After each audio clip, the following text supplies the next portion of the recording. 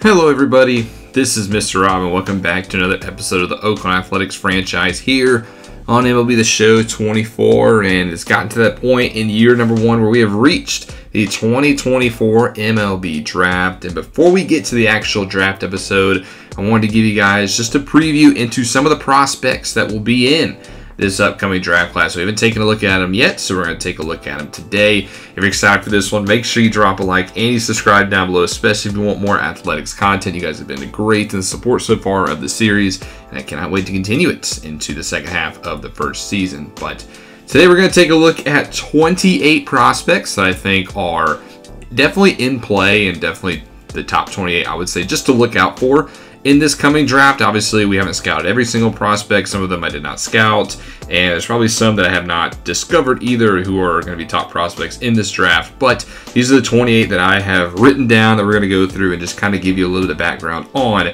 so you can actually have some insight going into this draft. Now, it says draft day is 6 days away. This is on an old save file that I have in order to just show the prospects. So let's not waste any time. Let's go into the scouting and take a look at some of these prospects. Now I'll cancel all these, and we have the 4th pick in the draft. So we are gonna get a pretty solid player, hopefully in the top 5. I mean, you have a top 5 pick, you want to make the most of it. This team has a lot of needs. You can see all of the needs in the bottom left corner. We are towards the bottom in a lot of those categories. We don't have the best farm system. We're obviously not a good major league club, so this is a big draft in order for us to prepare for the future.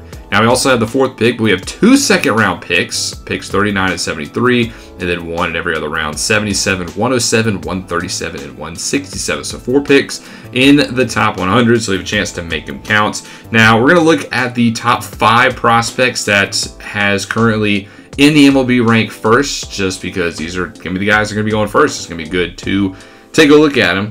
And the top guy in this draft class, according to most teams, is starting pitcher Mike Castilla from the University of North Carolina. He is a 4-year pitcher out there, 4-year starter, has led the Tar Heels to a national championship 2 years ago. So he is the consensus pick, and you take a look at his ratings. He is very good. He's got above average and elite in most categories. He's going to be a stud you want to build your rotation around. We have listed as the 4th best pitcher, or 4th best prospect overall. So I don't think he's going to fall to our pick, though, at the 4th. I think he's going to go in one of those top selections. And he throws a running fastball, a curveball, and a changeup, with his curveball being his nastiest of pitches. So Mike Castilla is one of the guys who could go at number 1 in this draft class.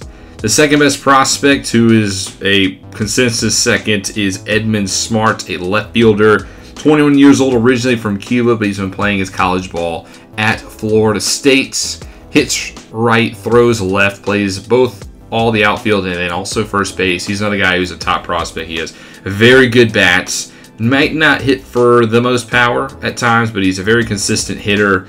He's very fast, got a lot of range. He's got checks all the boxes in terms of what you expect with a top 5 pick.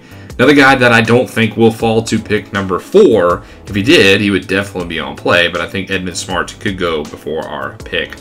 The 3rd prospect who our scouts actually have as the best is Robbie Martin, the shortstop from the University of Georgia. He's almost guaranteed to be an A-level player, and honestly, he's probably major league ready right now, and I think our scouts have it right. I think he is the best prospect, definitely the best of these top 3 so far. He is an animal. You know, he hits for great contact, has an average power back, can hit some home runs here or there, but great vision, great discipline, all-around speed. You know, his arm strength isn't the most for a shortstop, so maybe he does end up playing second base a little bit, but he's got great defensive ability as well. Robbie Martin, man, he checks all the boxes. I just don't think he's going to fall to 4. If he does, I think we would jump all over this selection. But Robbie Martin is consensus, our teams say, the best player in this draft class. Whoever he goes to, definitely going to be getting a good player. Then we get into the 4, which, you know, theoretically, this should be the player that should be available with our selection at number 4. And the 4th best prospect is Gary Weber, another left field prospect from the University of Maryland by way of Delaware. He's the 4th best prospect in baseball. Our scouts have him at number 9. I mean, you can see a look at his ratings. He's got good speed. Another player has got great speed, left field. Can play all the outfield, 21 years of age. And his bat is pretty consistent. He's not elite at anything, but he's got a pretty above average bat, average to above average bat. So he might have the highest floor, so to say, of the players so far, but he might have the lowest ceiling, which is why I think our scouts have him ranked number 9. He's obviously also not guaranteed to be like a superstar player. So with that, I don't know if Weber was available at number 4, if he would be, the guy that we select. I think there are some skills there that, with the 4th pick, you want some elite level ability. I don't know if Gary Weber is officially going to be elite. So just something to keep an eye on, something to be aware of. If he's there with pick number 4 and the other 3 guys go, this could be the spot where we differ from the MLB rankings. The 5th pick, I think a guy that actually like better and we fully scouted, is right fielder Derek Siebel from Penn State. He is a lot more polished. He's another guy that probably is MLB ready within the coming year. I mean, we could draft him this year and he could be ETA 2025. He's a great defensive right fielder. He's got a cannon for an arm. He's super accurate. He's got pretty solid speed. His bat is pretty solid as well. And I think, he's in a lot of the same boats as Gary Weber in terms of his bat.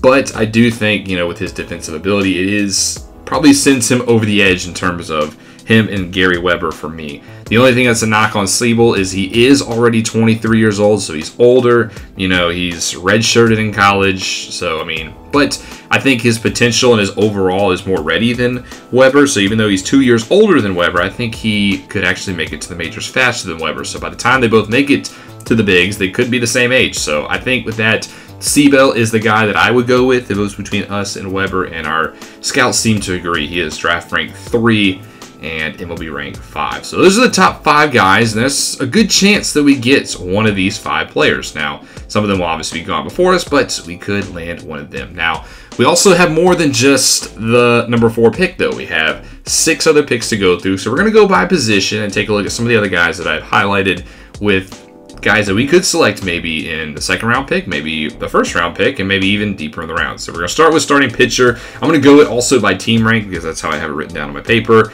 Starting with starting pitchers, and we have a couple of these guys to go through. And obviously the top starting pitcher is Mike Castilla, which also meant to note he opted out of his physical, so that's something to also be mindful of.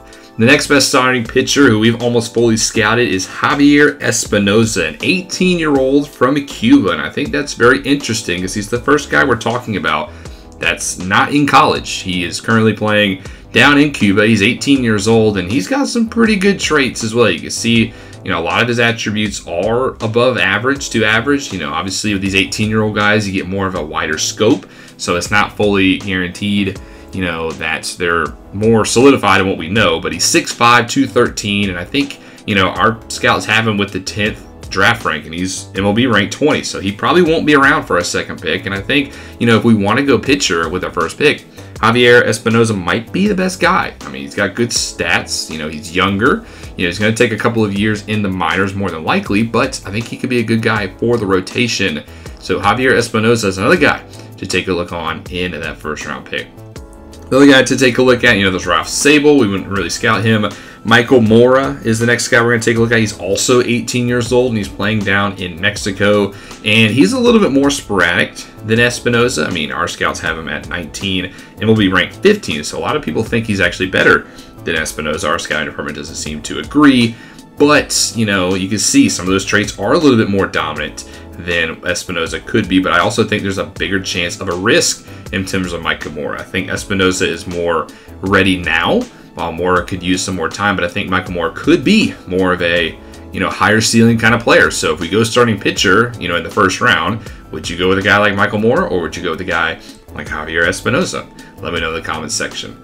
Also want to take a look at Alonso Merrifield, who's a guy who we could hopefully take with one of our 2nd picks. He is 18 years old as well, born in Massachusetts, but he's actually playing overseas in the Netherlands. His family heritage is from the Netherlands, so he decided to go over there and play for their national team. He's 18 years old as well, 6'2". We have him ranked as the 29th best prospect, and he'll be 68, so we could potentially slide into the 2nd round if he's there and take him. Now, one thing I will say about MLB The Show that they do a great job at is the computer does not always just go by draft rank. You know, if there's a guy who's a steal and you know about him, chances are the CPU might know about him as well, and he might go a lot higher than what you expect. So that's something to also keep a note. If we do like a guy like Alonso Merrifield, you know, he has very high potential. He's got very good average, above average stuff. Hits might be a little lower, and it might need some time to get some work. But Alonso Merrifield's another guy who at 18 years old could be a good guy to build around. We're going to get away from the 18-year-olds here in the starting pitchers. We're going to talk about Robbie Francisco up next, and this guy could potentially be our steal of the draft. You see him, we have him ranked 48th. MLB ranked, he's not even ranked. So a lot of people don't even know Robbie Francisco. We know about him though, and you can see his stats are pretty good. He is a flamethrower. It's already up in the 90s in that department. He's got good break as well. He just is a little inconsistent sometimes. He can get hit around. You know, doesn't always control his pitches. He's been pitching down at the University of San Diego by way of Venezuela. So, you know, a smaller college. Not many people know about Robbie Francisco, but we do. He's probably already going to start off as, you know, in the 60s, and he's going to have high C, low B potential, but, you know, potentially, no pun intended. So, and he doesn't want a lot in bonus demand money with underneath $250,000. I think Robbie Francisco, obviously not going to take him with the first round pick, maybe not even a second, but I think if we can snag him in one of the later rounds, he could definitely be a good guy in our farm system. So look for Robbie Francisco after the first round take. Two more pitchers I just want to take a look at starting wise. I want to take a look at Juan Vega Ramos, who's another guy who's going to be a little bit more down the board, maybe in the past next couple of rounds. Good stats. You can see a lot of above average stuff, a lot of well above average stuff. He is a 22-year-old from University of California. Hit switch hitter, which is also very interesting. Haven't been looking at their pitches, but he throws a four-seamer, a slider, which is his best pitch, a 12-6 curve, a splitter, and a changeup. Needs to work on his control right now, but he could get that up a little bit. You can see older as well, so a lot faster track to the majors, which, you know, like a team like the Athletics, which doesn't have a lot of good major leaguers, you know, we could use some of these guys who can get there faster. So Juan Vega Ramos, another guy to look out for post round 1 and round 2. Then we get into the last pitcher I want to take a look at starting wise. That's David Suzuki, another guy we have fully scouted. He's in the 70s as well, so another round 2, round 3 potential kind of guy. He's a lefty. We haven't taken a look at any lefties so far. He pitches for the University of California, Los Angeles, UCLA, by way of Japan. You know, 4-year player in college, and he's not as polished as some of the other guys, but that's kind of what you expect in the later rounds. He's not going to win you with his velocity. He's going to win you more with his break, as he throws a fastball, a 12-6 curve, a changeup, and a sinker. But he's another pitcher we can add to the rotation later. So that's our starting pitchers. We're not going to go through as many of the other guys. We're going to go with relievers up next. Just take a look at the top reliever. I don't really want to spend a draft pick on a reliever this year just because, you know, I think we have so many other needs that, you know, just picking a guy who could maybe throw an inning every other day might not be the best way to go. But the top relief pitcher this year is Jim Hopp. He is the 23rd in MLB, 17th in our organization. He's also been an 18-year-old in California. He's got good stuff. I just don't think we'll take him with our first round pick, and he probably won't be there for our next pick. But Ian Happ is the best relief pitcher. The best closing pitcher, there's two top guys who could go top 10 in that regard. The top one is Blake Grady. Both of these guys play in the Big Ten, so they've been going at it this year. He pitches for the University of Michigan. I mean, he's got elite stuff. Helped close out a College World Series for them this year. So he is a national champion, knows how to win, and he could definitely shut the door for you if you need it in the 9th inning. The other closing pitcher to take a look at is Domingo Rosario, another top 10 guy. He's been pitching for the Big Ten rival University of Iowa, and he could be that closing pitcher as a stud of the future. I don't think he's as polished as Grady. I think you'd rather go that route, but Rosario's another guy that, you know, if you're just a closer away, could definitely help you in that part of the bullpen.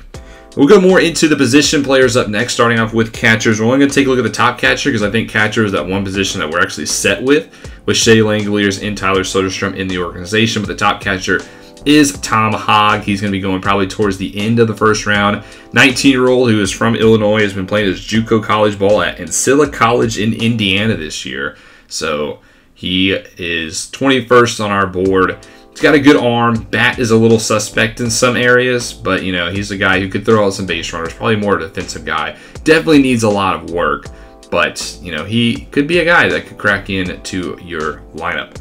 At first base, there's 3 guys I want to take a look at, starting off with Angelo Jaquez from the Dominican Republic, actually born in Iowa. Him and his teammate, who we'll take a look at next, actually have an interesting story where they both they went back down to their Dominican Republic. Parents are both natives of that country. But Jaquez has been killing it down there at 18 years old. He hits lefty. You can see the bat. Look at those batting stats. He is a guy that our scouts are also really high on. Draft rank 5. But the MLB has him at 96. So we're way high on him than a lot of other teams. And he's a guy that, I mean, I think if his MLB rank was a lot higher, we could take with that first round pick. He's probably MLB ready bat-wise, offensively. Defense, he's going to need some work. He probably will never play that secondary left field spot. But, I mean, he's good. He's got some good arm strength, good accuracy as well. So he could play in the corner, I guess, if need be. But he's a first baseman. The only thing is that MLB draft rank is so low, it's tempting to potentially wait a little bit and maybe try to take him in the second or third round. But, you know, he could potentially be gone. There's another team out there that's probably high on Angelo Jaquez like we are. So do you want to use your fourth overall pick on him? Not entirely sure, but if he's a guy who slips to our second pick, I think the Oakland Athletics would jump all over him. Now, there's another first baseman who's kind of like in the same boat as Jaquez, who was born in the Americas, but has actually gone to the Dominican Republic to play, and that's Ramon Chavez. He's 19 years old. He's 1 year older than Jaquez, and a lot like Jaquez, he has a good bat. He can swing. He's a lefty. You know, scouts aren't as high on him, and I think he's kind of like a light version of Jaquez, and he's, you know, more in the 70 range, both for our scouts and MLB. So if we do miss on a guy like Jaquez, I can see us maybe coming back for Ramon Chavez. Now, I do think Angelo Jaquez is more MLB ready and actually could play next year. Well, I think Chavez might be more of a 2026, maybe early 2027 guy, but he's got some power. He can only play first base, but he's got a good arm as well. You know, I think he could be a good prospect to draft post round 1. So him and Jaquez and Chavez, 2 interesting first basemen. Last guy we'll take a look at is Carlo Estrada. He is also a guy that could bleed into the 3rd round. He's got a good bat as well, not as high as the other 2 first basemen. He's also the only guy who's currently playing his ball in the States. He is from Mexico, but he's been playing at Texas A&M. He is a right-handed bat, 5'11", 206. Obviously not as polished as the other 2 guys, but I think his bat could warrant him some spots maybe later in the draft. We'll switch over to second base now, where the top second base prospect is Roberto Gonzalez. He is playing at the University of UCLA as well. He's a very good contact bat. He's not going to hit a lot of home runs, but he's going to hit for contact, and he's got some speed to beat out some throws. Only plays second base, and his defense is a little subpar, but I think Roberto Gonzalez is a very good guy to add to your infield. And currently at second base, we are playing Zach Geloff, who's very much in our future plans, which is another reason why I haven't scouted him, because I do like where we sit with Geloff, and I'm not sure if I want to go second base route. But a lot of times in the baseball, I do go BPA, and if Roberto Gonzalez, if he's there somehow, hey, maybe we take him in the second pick. Other second base guy I want to take a look at is a guy that we've scouted quite a bit, is Everett Kuhn from Venezuela, an 18-year-old guy who has a lot of blue across the board. You know, draft rank 12. He could go ahead of Gonzalez. We don't think he's as good as Gonzalez, although I think those stats beg to differ. You know, he's very good bats, very good speed, better defender. I think he's better than Gonzalez. I'm not sure what our scouts see in Gonzalez over Kuhn, but, you know, hey, maybe you trust your scouts. But I think Everett Kuhn's another good guy. You know, I don't think we'll end up taking him, but it's going to be interesting to see where he goes. At third base, we're only going to take a look at the top guy. That's Robert Curie. Now, third base for us is definitely up in the air. Jordan Diaz has been swinging a very good bat for us this year. He's definitely overachieved. Him and Abraham Toro have been the 2 guys that we've been playing at third base. So while I like Jordan Diaz, I'm not sure if he's the long-term answer there. So we're still looking for a third base for the future. Robert Kuhn is a guy, he's a 18-year-older from New York who's got a pretty solid bat. You know, he's good overall. He might slip into the second round. I don't think he'll fall to our second round pick, though. But I can see a team that needs a third baseman maybe picking him towards the end of the 3rd round. Shortstop, we're going to take a look at one shortstop, and that's the other top guy. We've taken a look at Robbie Martin already. The other top shortstop is Richie Veach, playing at Arkansas. He's a guy who could be there with our pick in the 2nd round. He is a defensive whiz. Now, he is very good at shortstop, Also has a pretty decent bat. Not going to hit for a ton of contact, or a ton of power, excuse me. But, you know, he can hold his own, maybe, you know, league average kind of guy. And, well, shortstop for us right now, we're, you know, not fully set there either. We've been playing Allen over there, but his bat is a little suspect. Beach kind of reminds me a lot of Allen, though, more of a defensive player than an offensive player, so I don't know if we want to go that route again, but I think some team will end up liking Richie Beach, maybe to take him with that second pick. And he's actually draft rank to be where our second pick is, so maybe he's a guy we have a shot at in the second round. Moving on to the outfield, there are 6 total outfielders, starting off with 1 left fielder in. Well, we already took a look at Evan Smart, and we already took a look at Gary Weber, but the next guy is Andres Gonzalez with the blonde eyebrows, another guy who could go towards the end of the first round. You know, 18-year-old from Illinois playing out there. You know, he's pretty solid across the board. One thing about him, though, he's going to need some work in the minors on his bat. You know, it's all over the place. We only have him 5% scouted, so that window's even wider. But he's going to be a guy that's going to take a few years in the minors before I think he's ready for the majors. And I don't know if we have enough time to really wait, you know, for a guy like that. So, you know, we'll see what's in. We have Seth Brown currently playing in left field. He's a very good bat.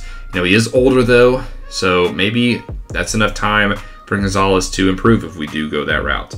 Center fielder, there's 4 guys to take a look at. The top guy is Dan Fry. We haven't scouted him either, but he's also 18 years old from Illinois. And he's actually teammates with Andres Gonzalez. Now, everybody's very much high on Dan Fry. He is very good defensively. You know, his bats, he can get hot. You know, not going to hit for a ton of power either, though. But Dan Fry, you know, we haven't scouted him, but I bet you there's a team out there that has, because he's predicted to go in the top 20. So we'll see if Dan Fry, where he lands. Another center fielder to take a look at is Marco Garcia. We haven't scouted him much either, but, you know, he's also a good speedster. He's playing at Oklahoma by way of the Dominican Republic, a left-handed bat. You know, 4-year senior in college. You know, he's probably got B potential. Might need some time to reach that B potential, but, you know, that's not a bad spot. He probably will go towards the end of the first round.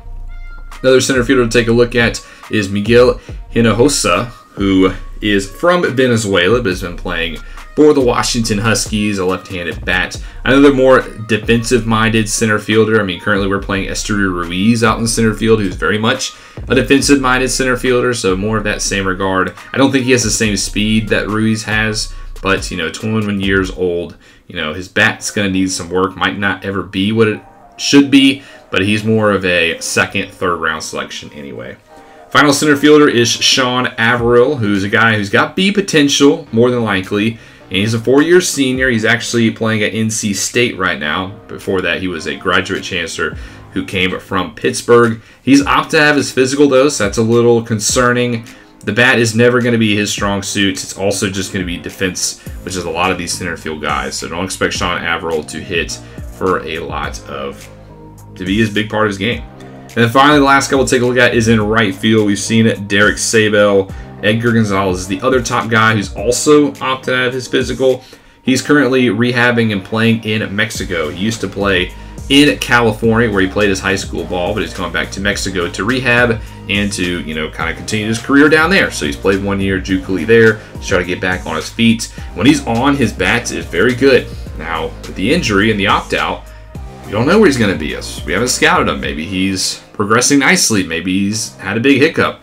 That could scare us, you know, but with the second-round pick and the offensive numbers maybe being where they're at, maybe you take a shot on him. In right field, we currently have Brent Rooker, who started off the year as one of our, if not our best offensive player, but has really kind of struggled in these later months. All-star last year, but not sure how much of a future he has with the Oakland Athletics. So Edgar Gonzalez, another guy that I could see us taking a look at. But those are 28 prospects in this upcoming draft. That episode will be on Friday. We'll be premiering it live here on the channel. But let me know in the comment section below, what is your favorite prospect of the group? Who do you want to see the Oakland Athletics take? Who could be the biggest sleeper? Please let me know in the comment section below. I hope you guys enjoyed this episode. I hope you guys gave you more of an insight into the draft, and I can't wait to see you there. But if you enjoyed, make sure you drop a like and you subscribe down below, especially if you want more franchise content. This is Mr. Rob, and I'll see you at the MLB Draft.